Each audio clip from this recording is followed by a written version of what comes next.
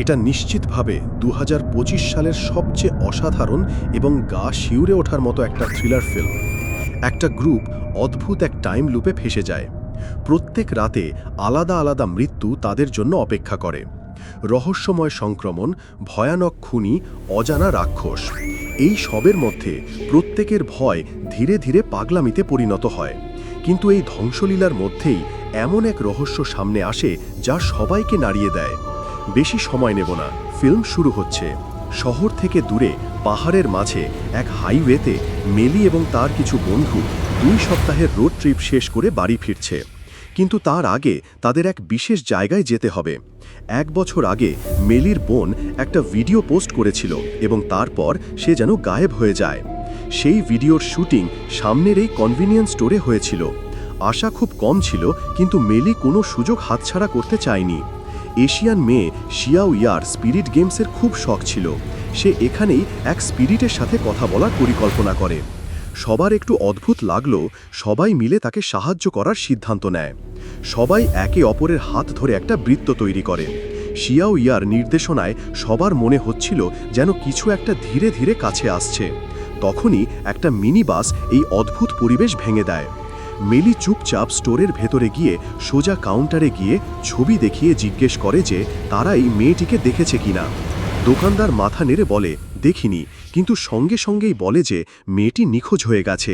মেলি অবাক হয়ে যায়। তারপর দোকানদার জানায় যে সম্প্রতি অনেক লোক তাদের নিখোঁজ আত্মীয়দের খুঁজতে এসেছে এবং সবার কেসই সামনের গ্লোরি ভ্যালির সাথে জড়িত। মেলি উত্তেজিত হয়ে বাইরে ছুটে যায়।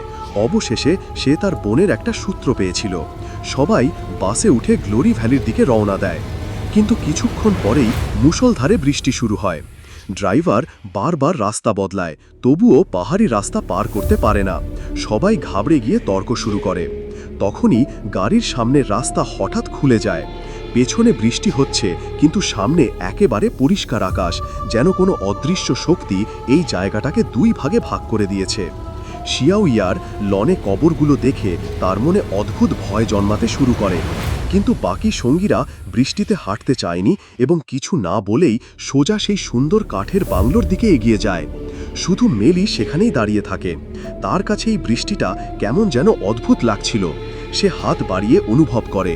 জলটা সাধারণই মনে হলো, কিন্তু মনে সন্দেহ রয়ে গেল। তখনই সামনে কুয়াশার মধ্যে একটা মানুষের ছায়া দেখা যায়। মেলি চমকে ওঠে, কিন্তু কিছু না ভেবেই বৃষ্টির মধ্যে দৌড় দেয়। তার বয়ফ্রেন্ড জ্যাক এটা দেখে জোরে চিৎকার করে এবং তার পেছনে ছোটে। ওদিকে বাংলোয় ঢোকা 3 বন্ধুও কিছু একটা গোলমাল অনুভব করল। হলের মাঝখানে একটা বড় বালুঘড়ি রাখা ছিল। কোকড়া চুলের মেয়েটি একটা ডেস্কের ওপর অতিথিদের রেজিস্টার বই দেখল। যেই সে পাতাগুলো উল্টালো, সে একের পর এক মেলির বোনের নাম দেখতে পেল। শিয়াও ইয়া চুপচাপ বাথরুমের কাছে গেল। আয়নায় পুরো ধুলো জমেছিল। কলে এক ফোঁটাও জল নেই, যেন বহু বছর ধরে কেউ থাকেনি। ক্যামেরাম্যান সব সময় শুটিং করতে ভালোবাসত। সে প্রত্যেকটা মুহূর্ত রেকর্ড করতে চেয়েছিল। কিন্তু যেই সে একটা বেডরুমে গেল, সে দেখল দেয়ালে ঝোলানো ছবিগুলো সব নিখোঁজ লোকেদের, আর তাদের মধ্যেই মেলির বোনের ছবিও ছিল। ওদিকে বৃষ্টিতে ভিজতে ভিজতে মেলি তার বোনকে খুঁজতে লাগলো। তখনই হঠাৎ একটা বড় হাত সামনে এলো। সেটা জ্যাক ছিল, যে তাকে পেছনে টেনেছিল। বাড়ি ফিরে সবাই একে অপরের অদ্ভুত অভিজ্ঞতার কথা বলল। মেলি পরিষ্কারভাবে বলল যে সে বৃষ্টিতে তার বোনের বিড়বিড় শুনতে পেয়েছিল। এই সময় কোকড়া চুলের মেয়েটি দেখল সেই বালু ঘড়িটা এখন নিজে থেকেই আবার চলতে শুরু করেছে, যদিও কেউ সেটাকে ছোঁয়নি। তখনই বাইরে জোরে ইঞ্জিনের আওয়াজ এলো। সবাই বাইরে দৌড়ে গিয়ে দেখল যে তাদের মিনি বাসটা কেউ বৃষ্টির এলাকায় নিয়ে গেছে। কিন্তু গাড়ির ভেতরে বসা লোকটা একদম চুপচাপ বসে রইল, যেন জড় পদার্থ হয়ে গেছে। ভয়ে সবাই আবার বাংলোয় ফিরে এলো। এই নির্জন জায়গায় কোন পাগলের সাথে দেখা হয়ে যায় কেউ জানত না। মোবাইলে সিগন্যাল ছিল না। তখন মেলি আর কিছু বন্ধু মিলে ঠিক করল যে কোনো ল্যান্ডলাইন ফোন খুঁজে বের করবে। মোবাইলের ফ্ল্যাশলাইট জ্বালিয়ে তারা নিচের বেসমেন্টে নামল। সেখানে জ্যাক দেখল যে চারদিকে দেয়ালে জানালা লাগানো আছে। সবকিছু বোঝার চেষ্টা চলছিল। তখনই মেলির চিৎকার শোনা গেল। সে অবশেষে একটা ল্যান্ডলাইন ফোন খুঁজে পেয়েছিল, কিন্তু অনেকবার চেষ্টা করেও সেই ফোনটা কাজ করছিল না। ওদিকে শিয়াও ইয়া একটা ওয়াকিটকি রেডিও হাতে পেল। এই সময় ওপরের তলায় ক্যামেরাম্যান আর কোকড়াচুলের মেয়েটি হঠাৎ দরজা বন্ধ হওয়ার শক্তিশালী আওয়াজ শুনতে পেল। ক্যামেরাম্যান উৎসুক হয়ে দেখতে গেল, কিন্তু অনেকক্ষণ ফিরে এলো না। কোকড়াচুলের মেয়েটির কিছু একটা গোলমাল মনে হলো। ধীরে ধীরে সে করিডোর পার হতে লাগলো। তখনই সে সামনে একটা ছায়া দেখতে পেল। যেই সে আলো জ্বালালো, ক্যামেরাম্যান দুটো টুকরো হয়ে পড়েছিল। নিচে থাকা তিনজনও কিছু আওয়াজ শুনতে পেল। যতক্ষণ না তারা উপরে পৌঁছালো, কোকড়াচুলের মেয়েটিও রক্তে মাখামাখি হয়ে পড়েছিল। জ্যাক সবাইকে সতর্ক করে বলল, একটা মুখোশধারী খুনি ঘরে ঢুকে পড়েছে। তিনজন সঙ্গে সঙ্গে লুকিয়ে পড়ল। যেই পায়ের আওয়াজ কাছে আসতে লাগল, জ্যাক একটা টুল তুলে পুরো শক্তি দিয়ে ছুঁড়ে মারল। কিন্তু সেই মুখোশধারী যেন কিছুই অনুভব করল না। সে ঘুরে জ্যাককে ছুরি মারল। জ্যাক সেখানেই লুটিয়ে পড়ল। শিয়াউইয়া আলমারিতে লুকিয়ে কাঁপছিল। তার চোখের সামনেই মুখোশধারী ধীরে ধীরে দরজার কাছে এসে পড়ল। ওদিকে মেলি, যে দরজার পেছনে লুকিয়েছিল, সে সাহস করে টেবিলের উপর রাখা ছুরিটা তুলে দৌড় দিল। কিন্তু মুখোশধারীর যেন ব্যথার কোনো অনুভূতিই ছিল না। মেলি বুঝতে পারল সে এর মোকাবেলা করতে পারবে না। সে দ্রুত ঘর থেকে বেরিয়ে অজানাভাবে জঙ্গলের দিকে দৌড় দিল। কুয়াশার মধ্যে সে একটা চেনা ছায়া দেখতে পেল, কিন্তু সে কিছু বোঝার আগেই সেই ব্যক্তির পেটে ছুরি ঢুকিয়ে দেয়া হলো, আর মেলির মৃত্যুর সাথে সাথেই বাকি পাঁচজনও শেষ হয়ে গেল। তারপর হঠাৎ বালুঘড়িটা নিজে থেকেই ঘুরতে শুরু করল, এবং সবাই আবার সেই মুহূর্তে পৌঁছে গেল যখন তারা প্রথমবার ঘরে পা রেখেছিল। কিন্তু এবার তাদের সবকিছু মনে ছিল, তাদের মৃত্যু, প্রত্যেকটা মুহূর্ত, আর সবচেয়ে ভয়ের ব্যাপার ছিল তাদের ছবিগুলো এখন দেওয়ালে লাগানো ছিল। এবার তো সবাই পুরোপুরি ঘাবড়ে গেল। কোনো অজানা শক্তি কি তাদের এখানে আটকে রেখেছে? ক্যামেরাম্যান বলল যে এবার তার গাড়ি নিয়ে এখান থেকে পালানো উচিত, কিন্তু কোকড়াচুলের মেয়েটি বলল ব্যাপারটা এত সহজ নয়। তার সেই রেজিস্টারটার কথা মনে পড়ল, যেখানে একই নামের অনেকগুলো লাইন ছিল। মানে সেই সব লোক এই লুপটা অনেকবার সহ্য করেছে। এই সময়ই বাইরে থেকে আবার জোরে দরজা ধাক্কানোর আওয়াজ এলো।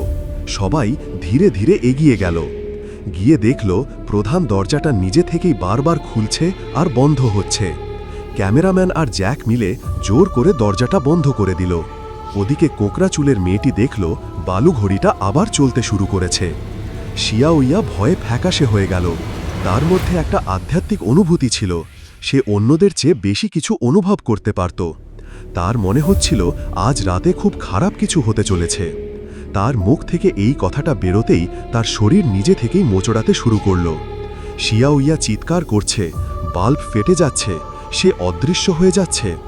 যখন সবাই মিলে তাকে খুঁজল, তখন দেখল সে হাওয়ায় ঝুলছে।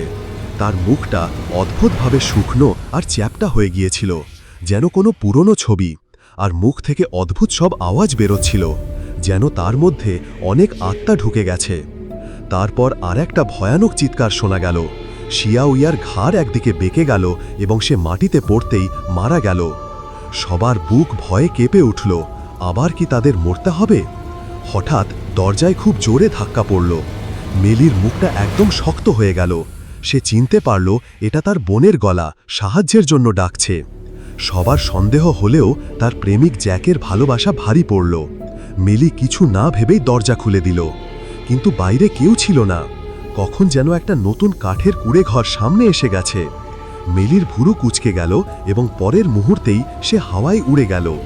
বাকি সবাই যেন কোনো অদৃশ্য শক্তির দ্বারা আবার ঘরে ধাক্কা খেল। মেলি আবার ওঠার চেষ্টা করে, কিন্তু তার শরীর নিজে থেকেই পেছনের দিকে সরে যেতে লাগল। জ্যাক তাকে বাঁচানোর জন্য বাইরে দৌড়াতে লাগল, কিন্তু ক্যামেরাম্যান রাস্তা আটকে দিল। সে তাকে আটকানোর পুরো চেষ্টা করতে লাগল। মিলি বাঁচতে পারবে না, সে বলল, এখন পালানোর এটাই সঠিক সুযোগ। কিন্তু জ্যাক কিছু শুনতে রাজি ছিল না। সে সোজা দরজা খুলে বাইরে বেরিয়ে গেল। ওদিকে মেলি কাঠের কুঁড়ে ঘরে জ্ঞান ফিরে পেয়েছে। চারদিকে অদ্ভুত সব মুখোশ ঝোলানো ছিল। টিভিতে একটা খনি ধসের খবর চলছিল, আর একটা বুড়ো লোক সোফায় বসেছিল। মিলি দেখল সেই বুড়ো লোকটা সম্ভবত ঘুমিয়ে পড়েছে। সে ভাবল এবার বেরিয়ে যাওয়া উচিত, কিন্তু যেই সে কাঠের দরজাটা খুলল, সেটা পুরো শক্তি দিয়ে বন্ধ ছিল। অনেক চেষ্টার পর যখন সে আবার ঘুরল, তখন দেখল সেই বুড়োটা এখন দাঁড়িয়ে পড়েছে। লোকটা ধীর গলায় বলল, হয় এই রাতটা সহ্য করো, না হলে এই রাতের অংশ হয়ে যাও। এই বলে সে 2 হাত দিয়ে মেলিকে জোরে ধাক্কা দিল। অক্সিজেন মাস্কের মতো কিছু একটা তার মুখে পরিয়ে দেওয়া হলো এবং তার দুটো চোখ ধীরে ধীরে কালো হতে লাগলো। ওদিকে সেই বুড়ো লোকটা দেখতে দেখতে দ্রুত বুড়ো হতে লাগলো এবং শেষে একটা কাদামাটির লাশে পরিণত হলো। এবার মেলির মুখে একটা অদ্ভুত ভয়ের হাসি ফুটে উঠল। ওদিকে বাইরে ক্যামেরাম্যান আর কোকড়া চুলের মেয়েটি দৌড়ে গাড়িতে গিয়ে বসল। ক্যামেরাম্যান আর কারোর পরোয়া না করে সোজা অ্যাক্সেলারেটর চেপে বৃষ্টির মধ্যে বেরিয়ে গেল। কিন্তু বেশি দূর যায়নি, সামনে একটা লম্বা ভয়ের ছায়া দাঁড়িয়েছিল। ক্যামেরাম্যান ভয়ে কাঁপতে লাগল। সঙ্গে সঙ্গে গাড়ি ঘুরিয়ে সেফ জোনে ফিরে এলো। কোকড়া চুলের মেয়েটি গাড়ি থেকে নামতে চেয়েছিল, কিন্তু দরজাগুলো লক হয়ে গিয়েছিল। পরের মুহূর্তেই জানালার কাছে রক্তের ধারা নেমে এলো। ক্যামেরাম্যানকে কেউ এক আঘাতেই মেরে ফেলল। সে সেই ছিল মুখোশধারী খুনি যে আবার ফিরে এসেছে। ওদিকে জ্যাক কুড়ে ঘরের ভেতরে পৌঁছেছে, কিন্তু সেখানে শুধু ছাই পড়েছিল, মেলির কোনো চিহ্নই ছিল না। জ্যাক ভালো করে ঘরটা দেখল। এক কোণে একটা জোকার নড়াচড়া করা চেয়ারে বসেছিল। সে কাছে গেল, গিয়ে দেখল এটা শুধু একটা পুতুল। রাগে সে সেটাকে লাথি মারল, কিন্তু যেই সে ঘুরল, মেলি দাঁড়িয়েছিল, কিন্তু এবার তার মুখে একটা মুখোশ। আর পরের মুহূর্তেই জ্যাক মাটিতে লুটিয়ে পড়ল, কারণ মেলি তাকে নির্মমভাবে মেরে ফেলেছে। যখন মিলি সেই কুড়ে ঘর থেকে বেরোলো, মুখোশধারী খুনি দ্রুত গাড়ি নিয়ে এসে মেলিকে পিষে মেরে ফেলল। হিরো গ্রুপ আবার পুরোপুরি শেষ হয়ে গেল। এবার যখন সবাই আবার বেঁচে উঠল, তারা বুদ্ধিমানের মতো কাজ করল। প্রধান দরজাটা পুরোপুরি বন্ধ করে দিল এবং সবাই বাথরুমে লুকিয়ে পড়ল। তাদের শুধু রাতটা কাটাতে হবে, যেমনটা সেই বুড়িটা বলেছিল, তাহলে হয়তো তারা বেঁচে যেতে পারত। তখনই ক্যামেরাম্যানের তেষ্টা পেল।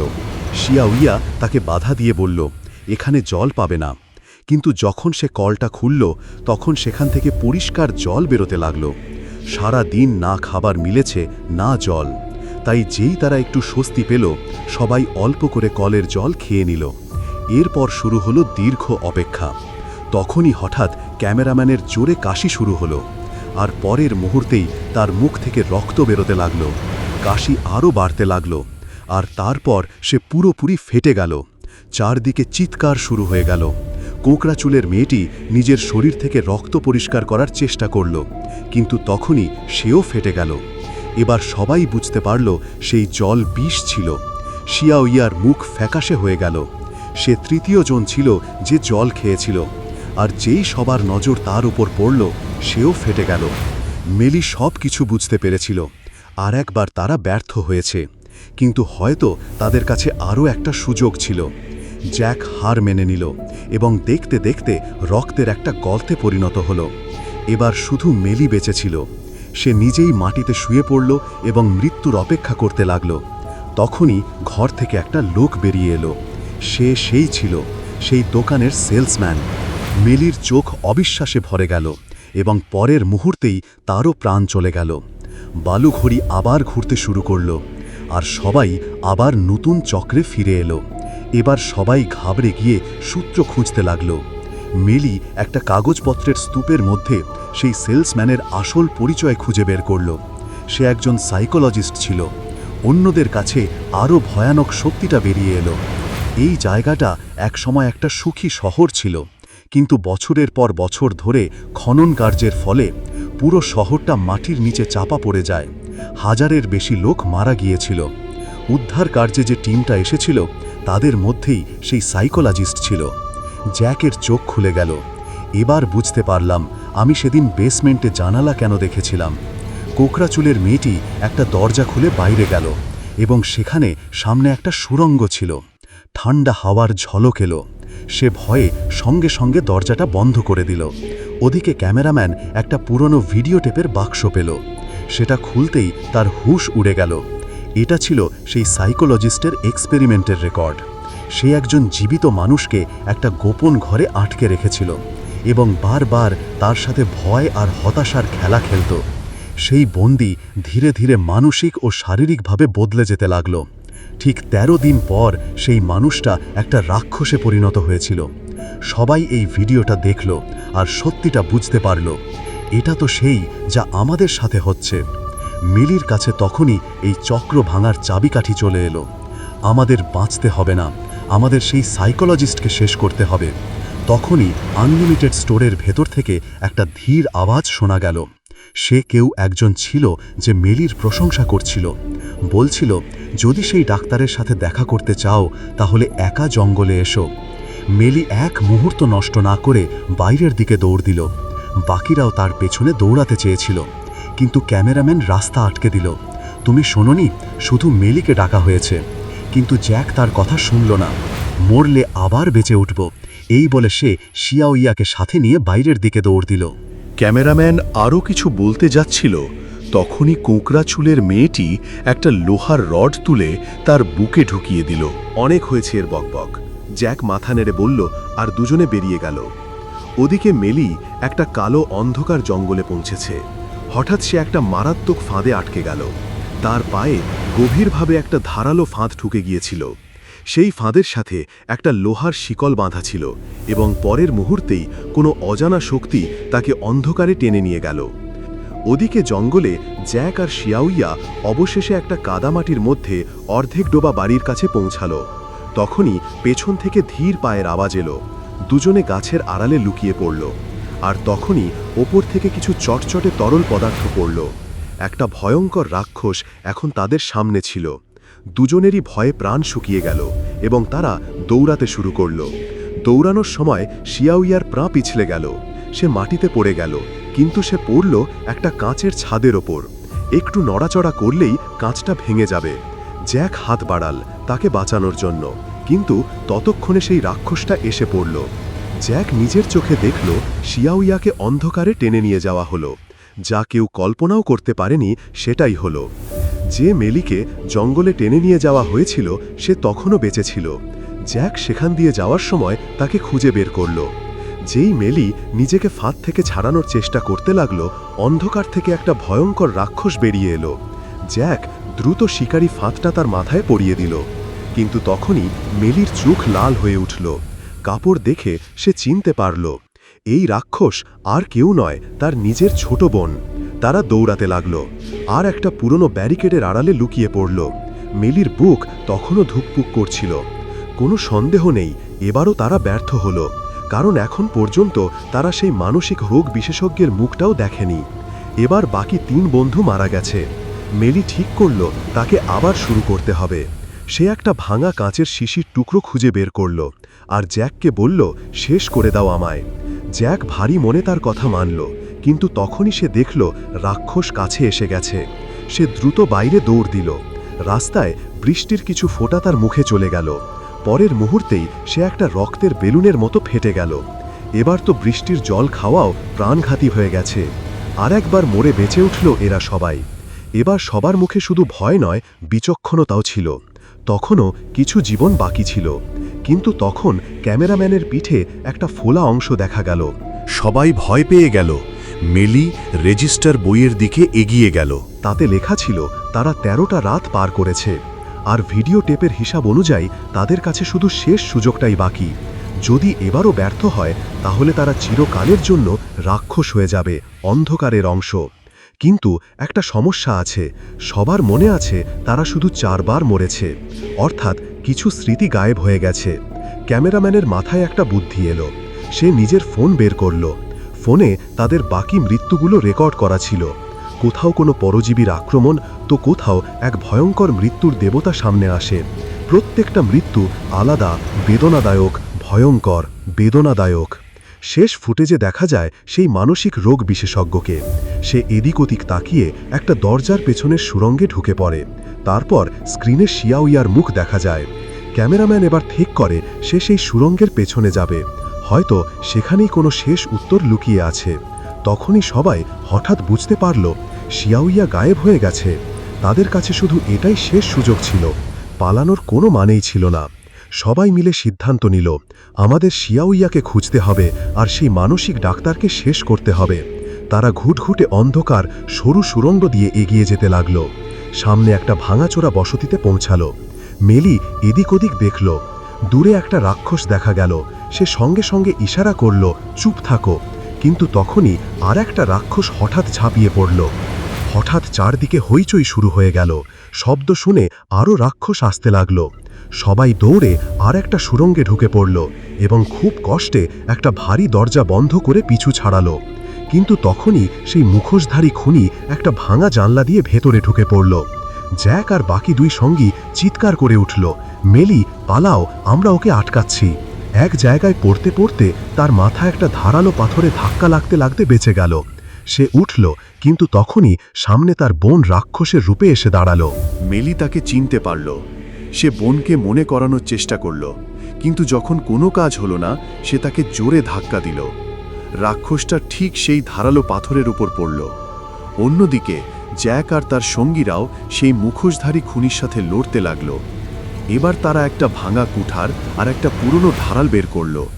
টিম ওয়ার্ক করে তারা সেই শয়তানটাকে মেরে ফেলল।